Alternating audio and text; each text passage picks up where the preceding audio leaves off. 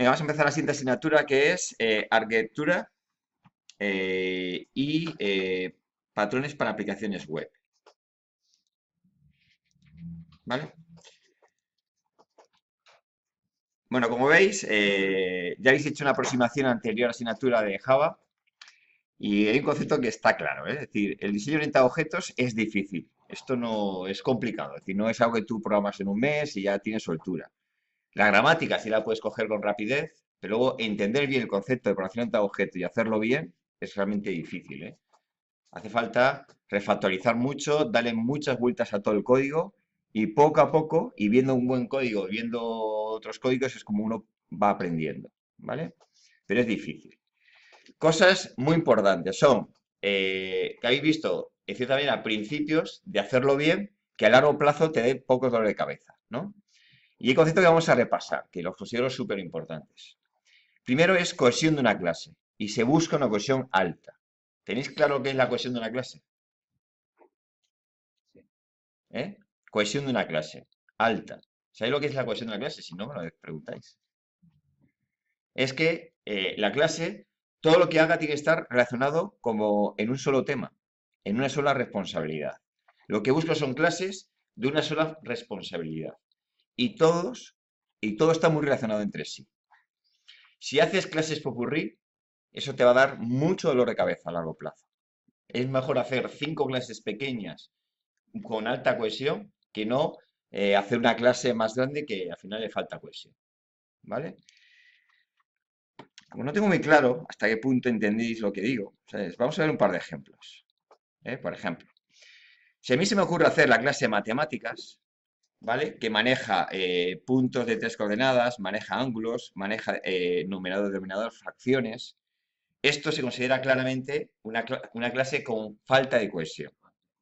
¿Por qué? Porque haces un popurrí de cosas.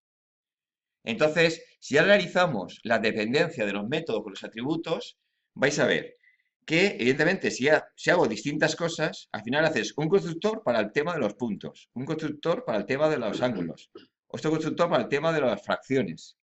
Y dice, ya, pero en un constructor trabaja con una serie de parámetros, otro con otros parámetros y este con otros.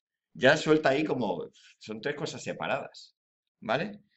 Y luego vais a ver que algunos métodos trabajan con unos atributos y otros métodos con otros atributos. Hay claramente una partición interna.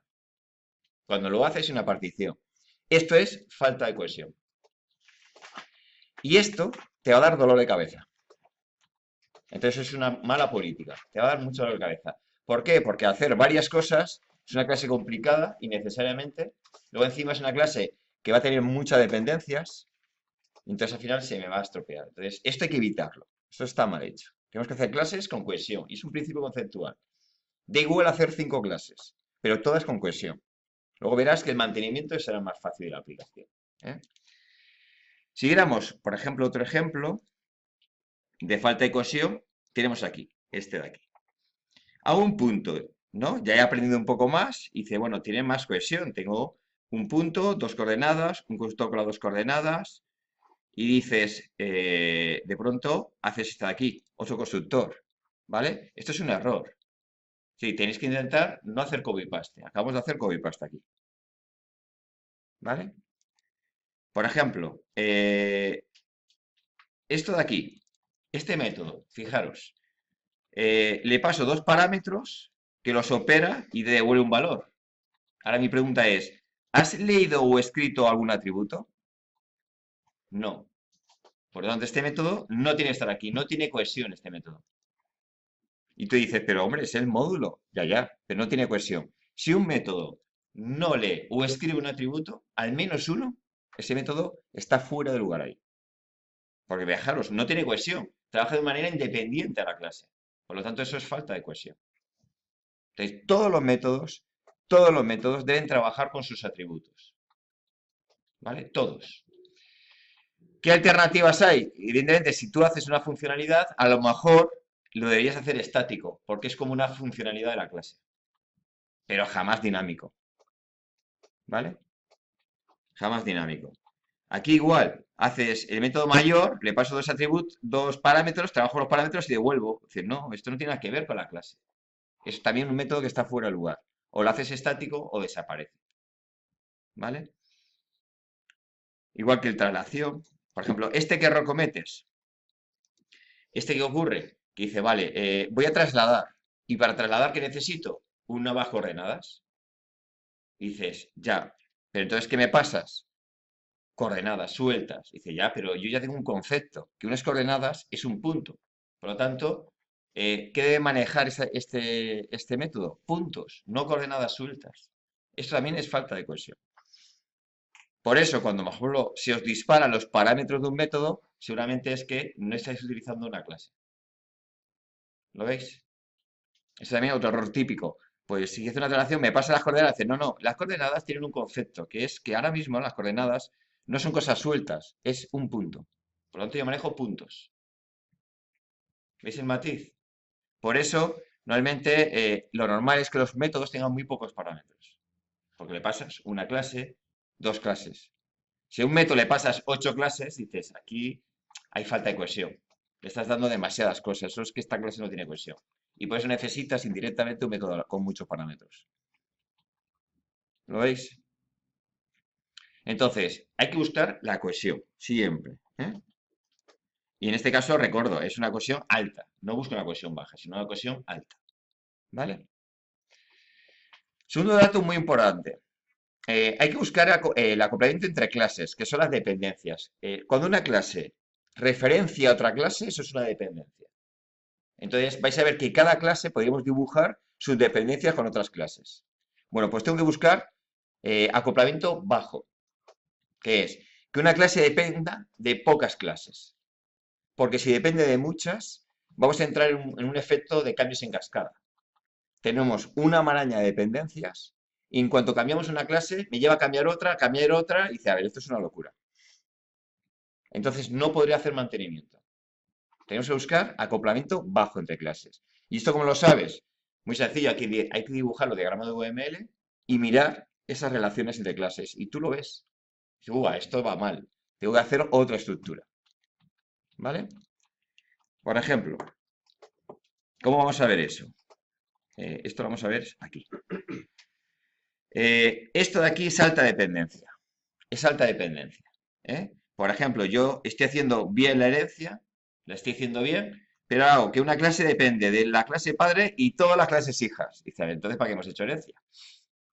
Entonces, esto está mal, esto es un exceso de dependencias. ¿Qué te conlleva? A que crear una clase hija me va a llevar a cambiar esta clase. Entonces empiezo a hacer cambios en cascada. ¿Vale? ¿Cuál es la alternativa a esto? Tengo que buscar este diseño. Es decir, una clase depende siempre de la clase padre, jamás de las clases hijas. Y así, puedo añadir clases hijas y la clase padre no se ve afectada. Ves aquí, añadir clases hijas tiene un efecto cascada pequeño, que es lo que yo busco. Poder ampliar prestaciones que no me afecte al resto de las clases. ¿Lo veis? Y dices, ¿y por qué es aquí que es lo normal? Normal es que la clase padre sea estable y aquí lo normal es que en el mantenimiento yo amplíe el número de hijos. Eso es lo estándar. ¿Vale? Entonces hay que buscar este tipo de relaciones. Y evitarlo. Esto es una dependencia demasiado alta. Esto de aquí ya es una maraña. Fijaros, esta clase depende de las 4. Esta depende de esta de este depende de este y del que subdepende también. ¿Lo veis? Esto es una maraña. Esto es el típico código que diciendo, no me puedes tocar. Como empiezas a tocar, todo empieza a fallar. Y al final, cada cambio te cuesta un mogollón de trabajo. ¿Vale? Que hay que buscar relaciones de este tipo. Un momentito. Es decir, yo intento buscar como en cascada. Es decir, este depende de este, que a su vez depende de este. Pero intento evitar que este dependa de este. ¿Vale? Pues entonces podré controlar mejor los cambios. ¿Vale? Entonces hay que buscar dependencias relativamente bajas. Esto es una maraña y esto es aceptable. Por lo tanto, como veis, para hacer análisis de arquitectura, ¿qué necesito? UML, básico. En esta sesión de patrones, casi todo lo hago con UML, porque entonces es que verlo con Java es muy complicado, porque yo con Java no tengo visión global. Tengo métodos que tengo que hacer un seguimiento de código, cambiar de fichero, es una locura. Te tengo que hacer visión global.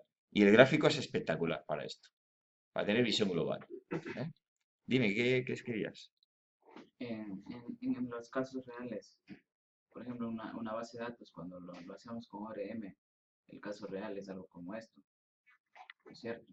Sí, Lo de que las clases dependen de varias, de acuerdo a las tablas. sí, Como, pero hay que como, buscar relaciones sencillas, esta y no esto.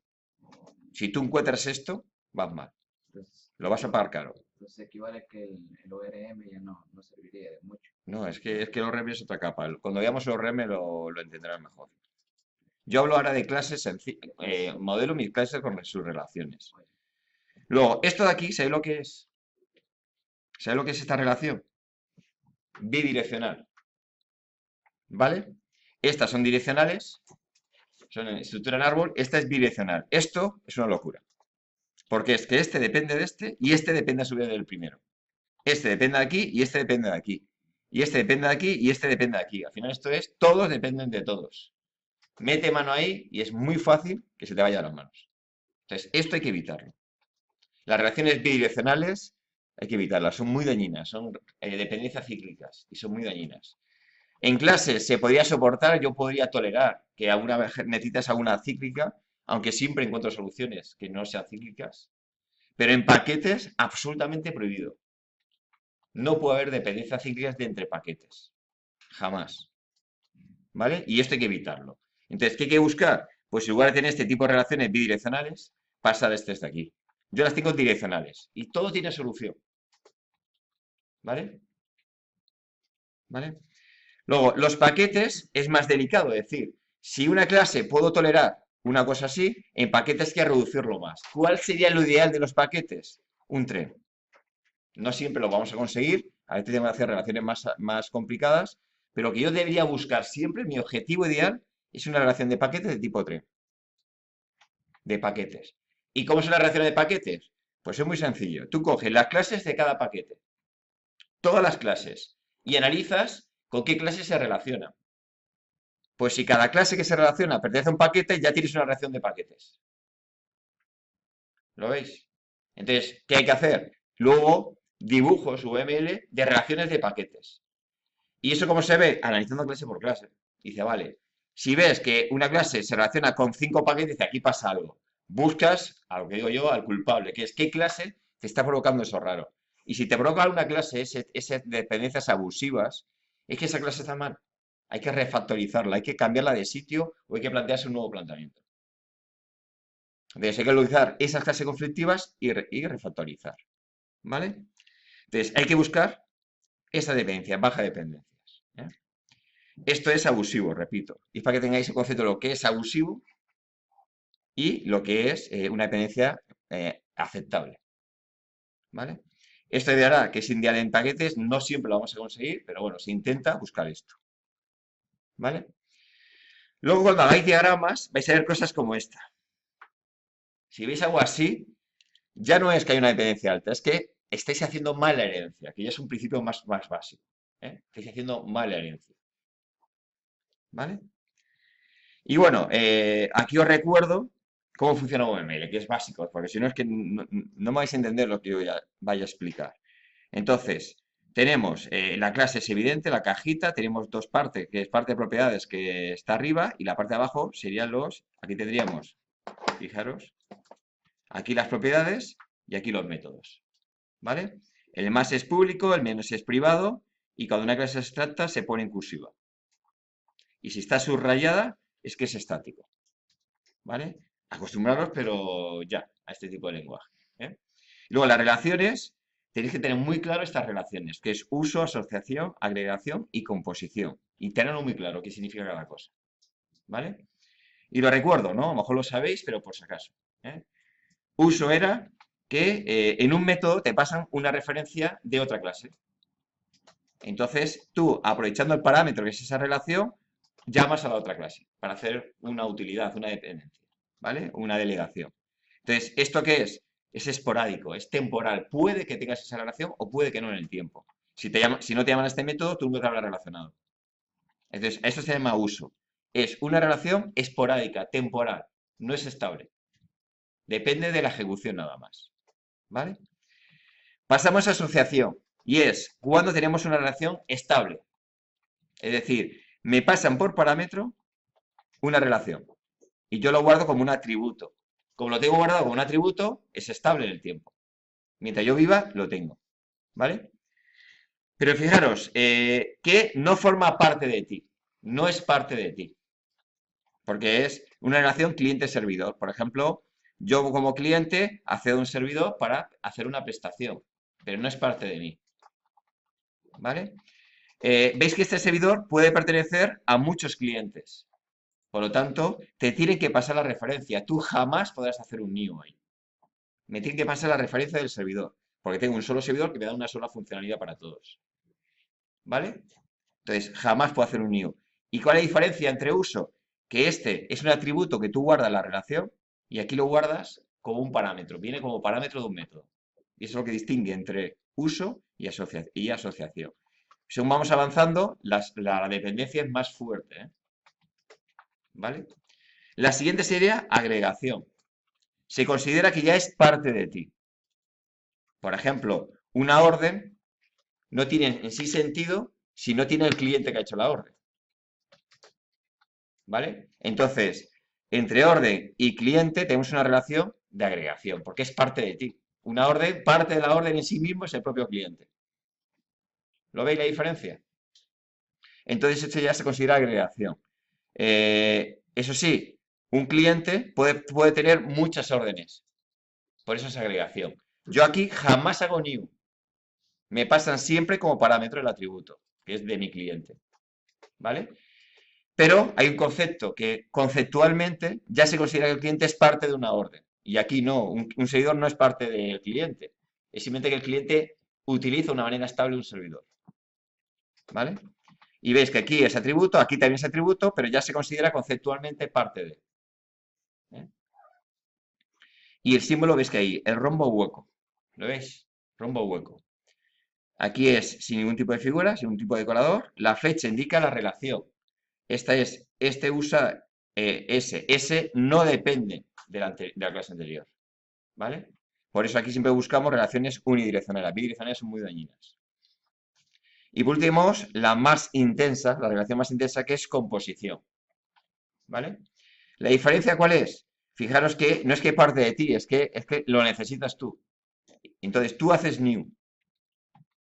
Haces new. Y también se guarda como atributo. Por ejemplo, haces un diario y para hacer la clase diario te apoyas en un array list. Entonces, el array list, ¿qué es? No es que sea parte de ti, es que eres tú mismo. ¿Lo veis? Te apoyas. Haces composición. Por eso se dice que esto es composición, no herencia. ¿Eh? Entonces aquí, un array. ¿Qué haces? Tú haces un new y fijaros, tu array solo te pertenece a ti. Nadie puede tocar este array porque es tuyo. Entonces tú haces el new. ¿Veis este matiz? Y aunque es una sola línea de código, tiene muchas consecuencias. Entonces esta dependencia es altísima, esta es más baja, esta más baja y esta la menos baja. Esta dependencia hace menos daño, esta hace bastante daño. Si cambias array, ya tienes que revisar qué pasa con el diario. ¿Lo veis? Bueno, pues estas son las relaciones. Ya sabéis cómo es una clase, entonces yo voy a manejar, si no es que no me puedo enterar. ¿Vale? Entonces, ¿qué busco? Repito, alta cohesión, bajo acoplamiento. Luego, la granularidad también hay que vigilarla. Yo voy haciendo clases, voy haciendo mantenimiento y significa que voy ampliando mis clases. Pero he tenido que tener un límite. A partir de un límite, digamos que esto se me empieza a complicar. Y bueno, la cifra que a mí me gusta es esta, la del 2, 0 o 20. Dos parámetros, 20 líneas de código por método, 20 métodos por clase, 20 clases por paquete. Y aunque no es la cifra más ideal, pero es fácil recordar, 20, 20, 20. ¿Vale? Que tienes 25, que dicen que puede soportar un método 25 líneas, va bien. Pero y luego, evidentemente, cuando el método llega ya a 30, 40, 50 líneas, te tienes que plantear partir ese método de alguna manera. Cuando un paquete tiene 10 clases, vas bien. 15 clases, vas bien. 20 clases, ya estás ahí rozando. Vas por 25, planteate partirlo ya. Pártelo en dos paquetes. Vete partiendo. Entonces esto se hace bajo demanda. Yo voy programando, voy ampliando. Cuando digo estos límites, hay que refactorizar y partir. ¿Vale? ¿Lo veis? Igual que una clase, 20 métodos. Como vas por 25 métodos, planteate que a lo mejor habría que hacer dos clases. ¿Vale? Una clase en total, 400 líneas de código. ¿Eh? Vigilar eso también. Y luego, bueno, tenemos las relaciones, que ya hemos visto las que son. La jerarquía, básico, es decir, ya sé que todos sabemos hacer jerarquía, pero no confundir una herencia de una composición. No confundirlo, porque si lo confundes, ya haces una maraña. ¿Vale? Recordar siempre que la herencia es un, hay que responder esta pregunta y hay que decirlo afirmativo, y la composición es parte de. Por lo tanto, si una factura se compone de una orden, un cliente y una dirección, eso no es herencia, es composición. ¿Vale? Si yo me hago una clase que es una figura, que es un círculo, dices, ¿el círculo es una figura? Sí. Entonces es herencia respecto a figura. ¿Vale? Entonces, estos son los principios como muy básicos, que hay que repetir y hacerlo 20 veces hasta que uno vaya cogiendo el punto. ¿Eh? Luego tenemos, os ha explicado Luis, los principios SOLID, ¿verdad? ¿Eh? Que es responsabilidad única. Veis que esto es redundante respecto a la cohesión alta. Cohesión alta significa responsabilidad única. Responsabilidad única significa cohesión alta. ¿Vale? Luego ya se empiezan a repetir las cosas. ¿Eh?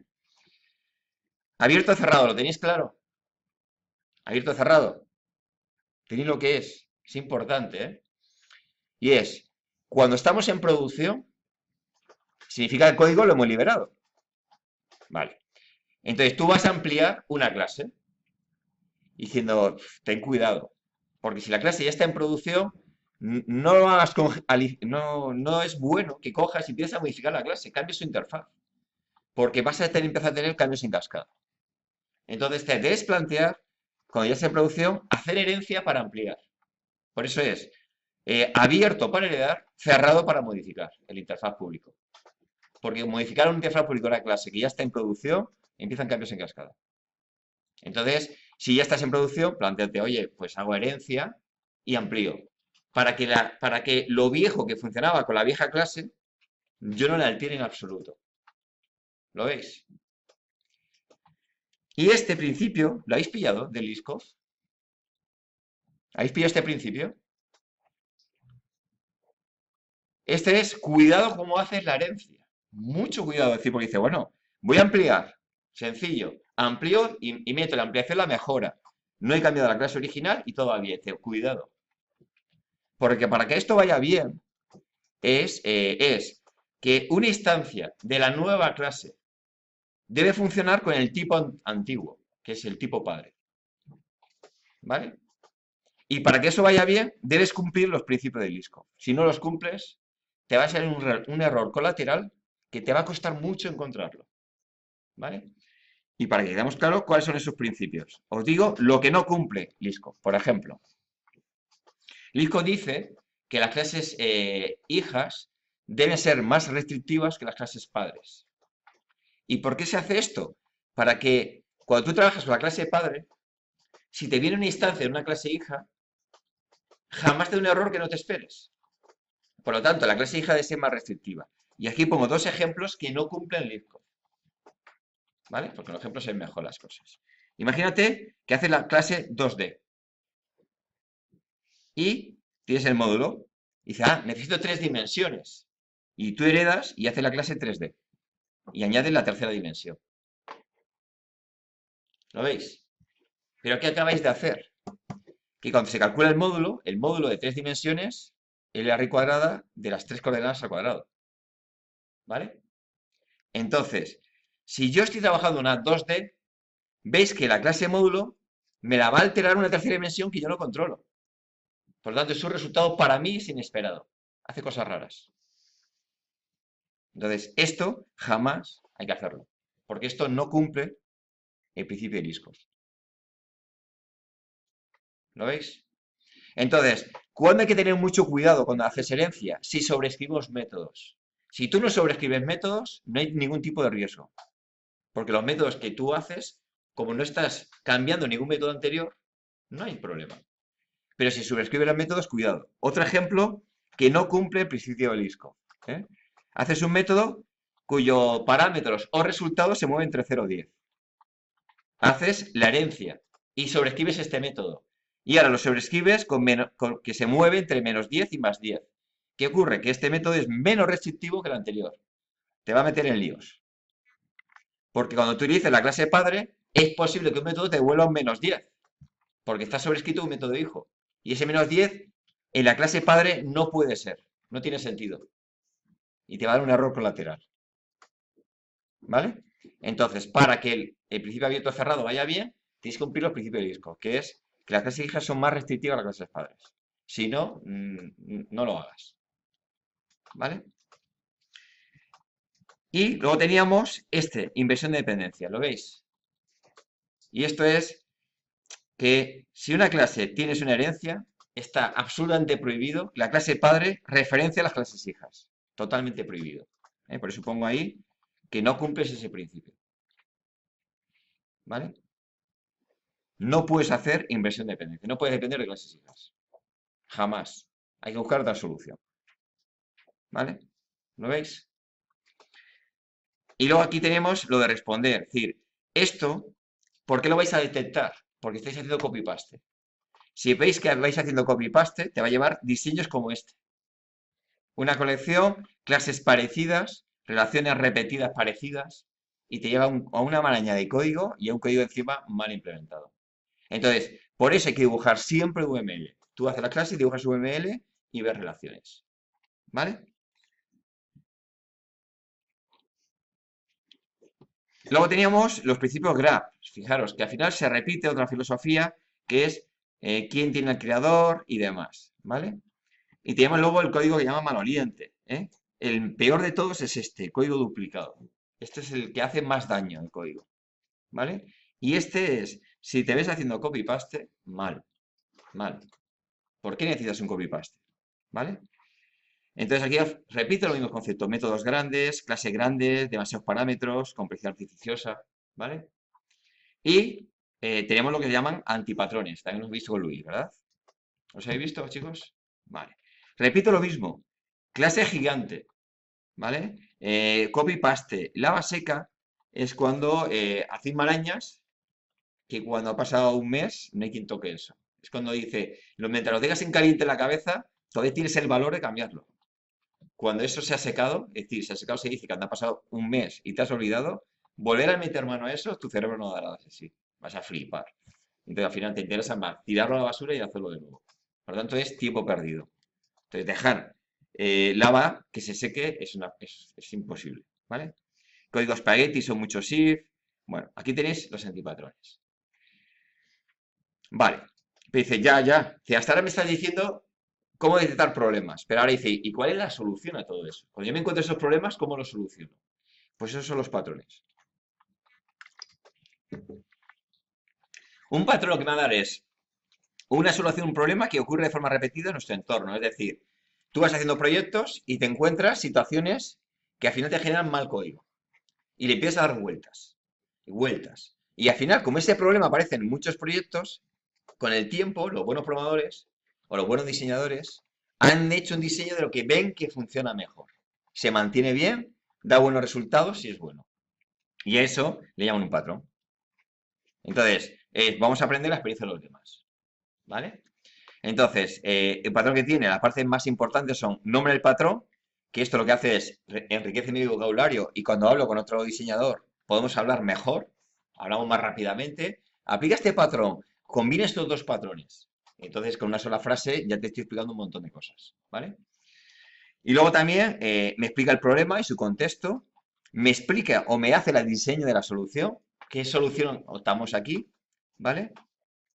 Y te da unas consecuencias, es decir, unas ventajas e inconvenientes. Es decir, aplicar un patrón no es todo jauja.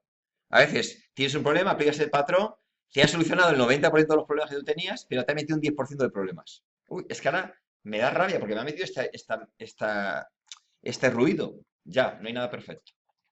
A veces un problema lo aplicas con el patrón y te quedas a lo mejor, y dices, pues no sé qué es mejor, el problema que tenía antes o el que me ha generado el patrón. ¿Vale? Entonces, mirar eso, es decir, que no todo es jauja y patrón es una idea que hay que mirar a ver cómo se encaja en mi problema, ¿vale? Bueno, nosotros nos referenciamos en este libro, el de Goff, y vamos a verlo. El libro organiza los patrones, pues veis que cuando el objetivo es manejar objetos, crear objetos, son patrones de creación de objetos. Te dan una serie de patrones, ámbito de clase. Cuando el propósito es estructural, tenemos otra serie de patrones. Y cuando el objetivo es de comportamiento, y tenemos otra serie de patrones. ¿Vale? No vamos a entrar en detalles si no se hace demasiado tedioso, iremos uno a uno y luego ya lo veremos internamente. ¿Cuál es realmente el mayor problema que tenemos? Cuando encontramos un problema es cómo localizo el patrón adecuado. Pues aquí viene muy bien que si te haces tú un esquema de tu problema, otro programador, si lo ve, te puede dar un indicio. Ah, pues esto me suena que puede ser tal patrón. Entonces, dice, bueno, voy a investigarlo. A veces encuentras un patrón que no se adapta. Pues miras qué patrón se relaciona, cuál está muy cercano, porque a lo mejor eso no se adapta, pero este sí se adapta. ¿Vale? Esto que te da una maraña simplemente para que tú encuentres la solución. Entonces es, tengo un problema, analizo mi problema, ¿qué es lo suyo? Me leo qué problema solucionan los patrones, lo recuerdo, este no, este no, este no, este podría ser. Lo miras, pero no me lo soluciona. Miro esto, veo los que están relacionados. Lo que busco es alguna manera que alguien me dé algún indicio por dónde está la solución. Y si no, se lo enseñas a gente, otros programadores, que te digan por dónde va la solución. ¿Vale? Entonces, lo difícil es, muchas veces, elegir el patrón adecuado. Dice, vale, tengo un problema. Dice, ya, ¿y cómo lo hago? Entonces, repito, releer los propósitos de los patrones, analizar relaciones, estudiar patrones similares, ver causas por qué se le diseña esto y pensar. Hay que pensar un rato. Al final la experiencia te lo dice, ah, este me suena a tal patrón, esto me suena a tal patrón, lo ves indirectamente. ¿Vale? Entonces, bueno, lo mejor es empezar. Vamos a empezar por Singleton. Este patrón ya está. A mí me gusta mucho para empezar, es muy bueno, porque es muy sencillito, pero está en desuso. Este ya nadie utiliza prácticamente. ¿Por qué está en desuso? Porque se ha apostado por la inyección de dependencias. Entonces, como se ha apostado a la inyección de dependencias, me suple este problema también y me lo hace mejor y más elegante y más flexible. ¿Vale? Pero bueno, vamos a ver porque sí que es muy bueno para empezar. A ver, primero tenemos la motivación, es decir, ¿por qué tengo un problema? Y ahora os cuento el problema que yo tenía. Yo me voy a hacer mi aplicación Java, tengo poca experiencia, no he visto patrones. Y cuando hago mi primera aplicación, me encuentro un problema, que es este. Fijaros, necesito que en mi aplicación de Java tenga un objeto de una clase y solo un objeto en toda la clase, ¿vale? Que podría ser, por ejemplo, un gestor de ficheros, una cola de impresión, un gestor de registros, es decir, en toda aplicación Java vas a ver que necesitas objetos que solo tengas uno en toda la clase. Y encima ese objeto quieres que esté disponible para toda la aplicación. ¿Vale? Entonces, esto es para el novato. Si ya tenéis algo de experiencia, pues ya sabéis cómo atacar esto. Pero el novato se le ocurriría esta solución. Dice, vale, lo que hago es que el main, que es el que monta la aplicación, lo que hace es que crea el objeto y que es el objeto logs. Entonces lo que hace, lo veis, se lo crea y lo guarda como atributo. Y cada vez que el main, como es el que monta todo, cuando monto otras clases, o lo paso como atributo en un método, por lo tanto es de uso, o lo guardo como atributo, porque si todos los métodos lo van a usar, para que no sea tan repetitivo, lo guardo como atributo. ¿Vale? Y para que lo use. Entonces, ¿qué me lleva a esto? Es decir, esta es mi primera solución, que parece buena, vas a ver que empieza a llenarse de parámetros los métodos, a llenarse de parámetros los constructores. Y tienes una maraña de llamadas que empiezas a reconocer que esto no va bien. Esto no va bien. Y es lo que yo digo, te encuentras con un problema y tu falta de experiencia no la has visto antes. Te la has dado cuenta cuando has empezado a programar. Oh, aquí hay un problema. ¿Lo veis? Eso es un problema.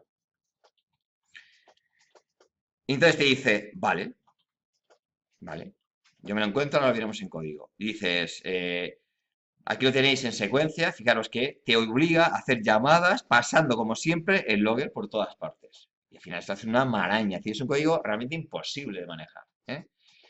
Entonces dice, vale, pues esta es la solución, porque este problema ocurre en el momento que haces una aplicación Java. En el primer momento que haces la primera aplicación, ya te aparece ese problema, seguramente. ¿Vale? Y dicen, mira, pues esta es, después de haber estudiado mucho, nuestra mejor solución. Claro, esto apareció en un momento dado y ya repito, esta solución se ha superado por soluciones mejores. ¿Vale? Pero en su momento era la mejor solución. Y es el patrón Singleton, único. ¿Vale? Y te decía, vale, lo que tienes que hacer es lo siguiente. Crea un atributo estático de tu mismo tipo. ¿Vale? Por eso está subrayado con menos, privado. ¿Vale? Creas un atributo estático de tu mismo tipo. 2. Has privado el constructor. Y es para que ningún despistado en la aplicación haga new de esta clase. Así ya se lo prohíbe el compilador. ¿Vale? Y tercero, haz un método estático que sea obtener la instancia. Lo puedes llamar como quieras. Y te devuelve tu propia instancia. ¿Vale? Entonces, cuando una clase lo quiere utilizar, ¿qué va a hacer? En cualquier punto, dice, llama a la clase singleton.getInstancia y ya obtiene la instancia, ya la trabaja con ella. Y fijaros que en cuanto la quieres buscar, llama, con referencia a la clase, llamas al método que ambos son estáticos y a partir de ella tienes una instancia dinámica y trabajas con ella. Y dices, ¿qué me acabo de ahorrar? Cuando lo usas, utilizas este código, pero no hay parámetros en ningún sitio, ni por método ni por constructores. ¿Veis la diferencia? Evidentemente, si tienes experiencia, llegas a esta conclusión. Si tú sabes buena gramática Java, llegarás a esta conclusión. Este parámetro es sencillito, ¿vale? Además, este parámetro me genera una característica, que es que puedo hacer creación temprana o creación perezosa. Es decir, si yo creo la instancia aquí arriba, ¿lo veis? Hago singleton y pongo igual new singleton, eso se llama creación temprana. Y dice, ¿y esto? Qué tontería. No, esto es importante. Porque si tú haces una creación temprana en todos los objetos, significa que cuando arrancas tu aplicación, se pone a crear todos los objetos. Entonces, crea la cola de impresión, crea el logger, te crea el acceso a base de datos, te crea todo. ¿Qué ocurre? Que cuando arranca la aplicación es muy lenta arrancando y el cliente se desespera. O puedes hacer una creación perezosa y es, cuando alguien te solicita la instancia, la primera vez que lo solicita, lo creas. Una vez, claro, en la primera vez que te lo solicita. Y esto se llama creación perezosa. ¿Cuál es la ventaja? Que yo arranco la aplicación y arranca rápido. Cuando tú lanzas a imprimir algo, la primera impresión que lanzas es lenta, porque tiene que crear el objeto de impresión. La siguiente que imprimas será rápido. Pero lo que hace es repartir en el tiempo esos arranques. Y el cliente piensa que tu aplicación es más ágil. Da sensación de más agilidad de la aplicación. ¿Vale? Entonces nos planteamos tempranas si son muy rápidas y perezosas cuando vemos que tiene carga. ¿Vale? En página web, ¿cómo lo haríais? En un sitio web, ¿eh? Tempranas todas. ¿Por qué? Porque tú piensas que yo voy a arrancar mi aplicación, me da igual que se tire media hora. Lo que sí me interesa es cuando un cliente haga una petición vaya lo más rápido posible. Por eso en web, todas tempranas. Me da igual, porque yo cuántas veces arranco mi aplicación web. Una vez, no se tumba. Yo la arranco y la dejo arrancada siempre.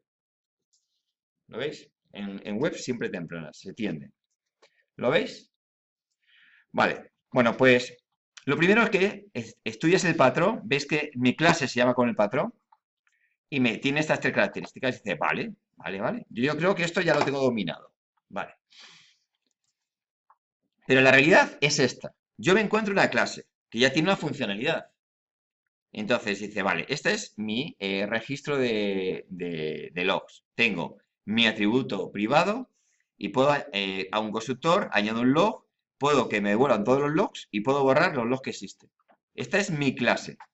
Como veis, no utiliza nada estático, es una clase que ya funciona. Pero esta clase es la que yo le quiero aplicar el patrón singleton. Se lo quiero aplicar.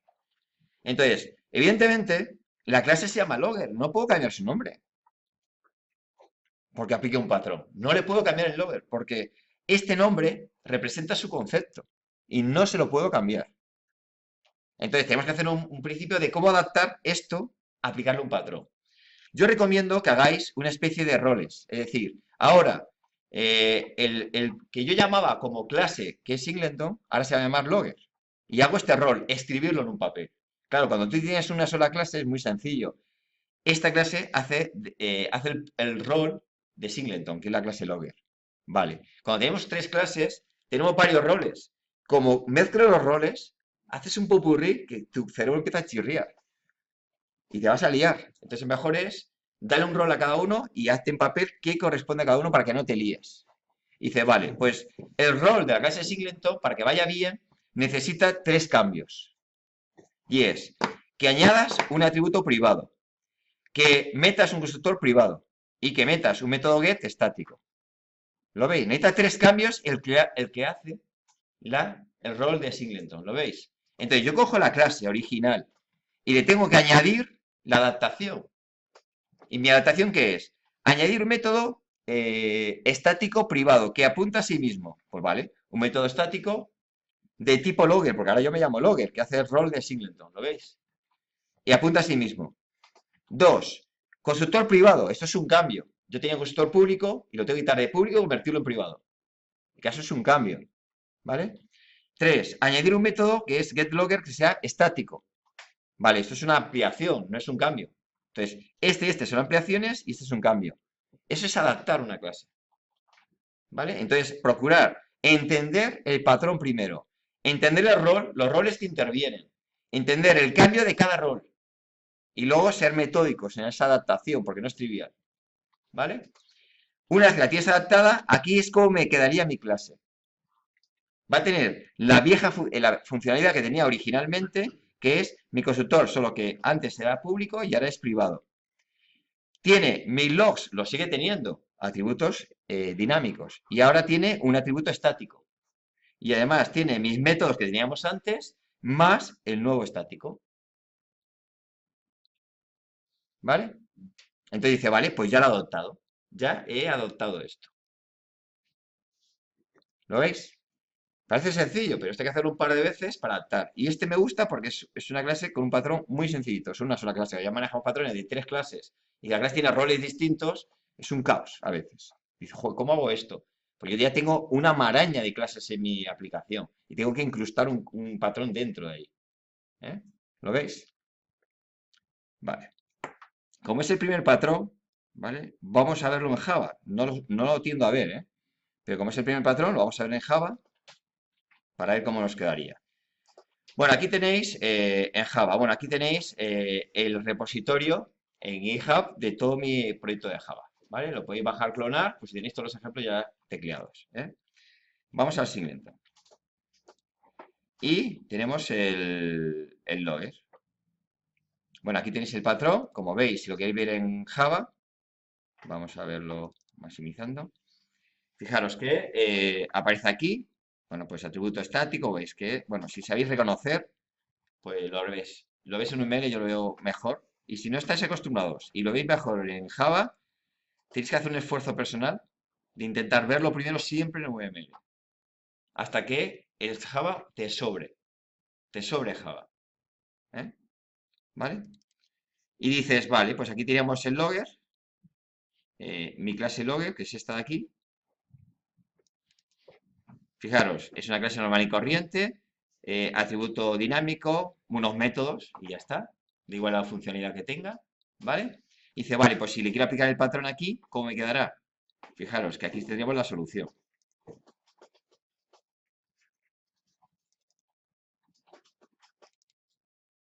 Es simplemente añadir estos aspectos, ¿lo veis?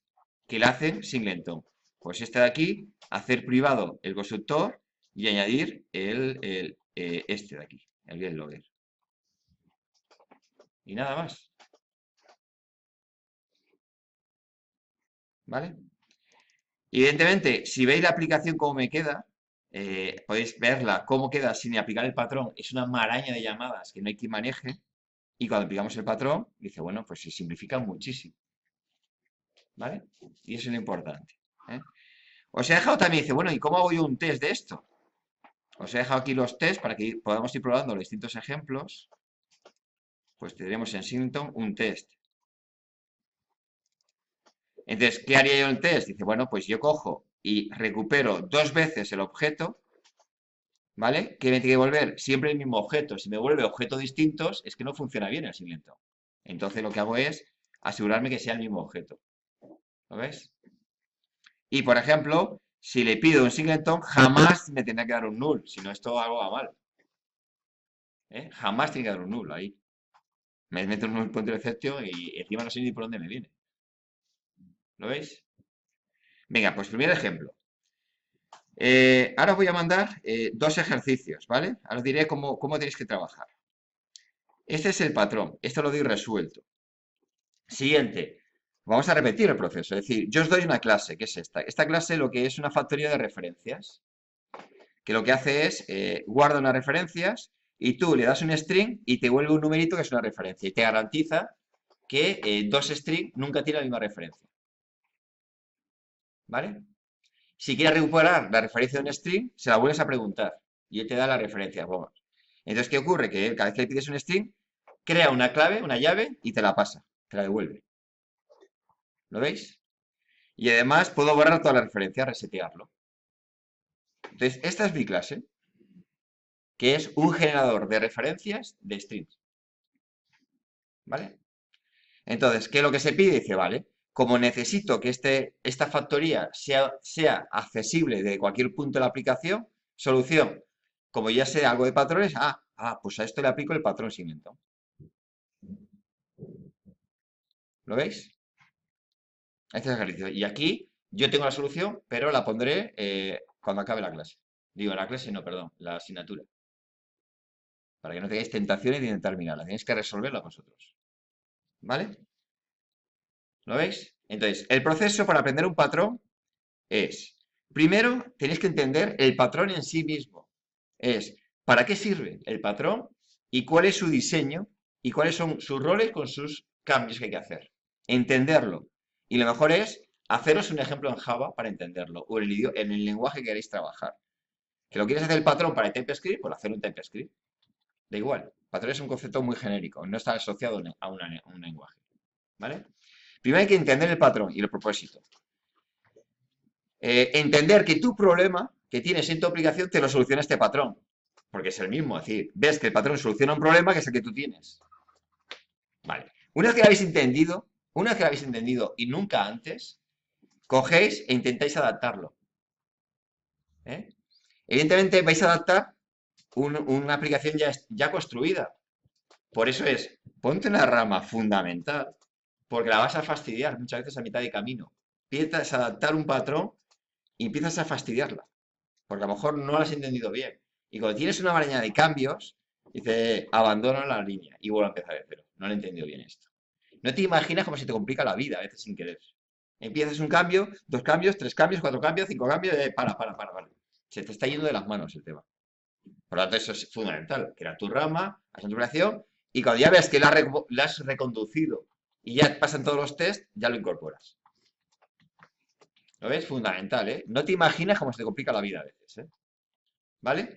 Entonces, aquí tenéis uno resuelto. Lo que podéis hacer es coger este, intentar resolverlo vosotros, intentarlo, aunque sea en papel, y cuando tienes resuelto que te sale, lo intenta, que no te sale, mira a ver cómo lo resuelvo yo. Y ya tenéis un segundo ejemplo resuelto. ¿Vale? Y cuando ya esto lo domináis, intentad resolver el tercero. Que aquí no te va a dar la solución. Y aquí tiene que funcionar. ¿Vale? Vais a tener enunciados de patrones personalizados. ¿Vale? Personalizados. Entonces, tenéis que practicar. Si no practicáis, cuando yo dé la pregunta, vais a tardar demasiado en resolverlo. Y no puede ser. Tenéis que practicar para que tú tengas cierta destreza en resolverlo. Y no porque no te lo voy a pedir yo este patrón. Pero tenéis que practicar para adquirir destreza nada más. Entonces, esto tenéis que resolverlo por vosotros. No porque me lo vayáis a entregar a mí. ¿Vale? Venga, pues empezar a resolver este ejercicio.